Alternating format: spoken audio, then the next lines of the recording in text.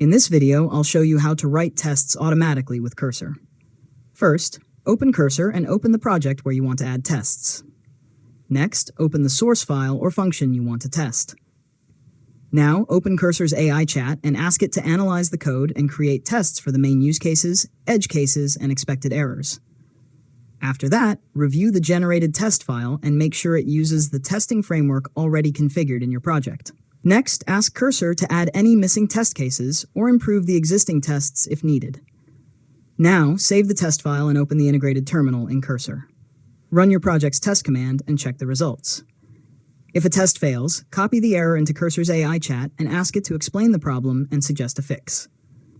After that, review any changes Cursor proposes before applying them. Next, run the full test suite again to make sure the new tests pass without breaking existing functionality. Finally, review the generated tests one more time and keep the cases that provide useful coverage for your application.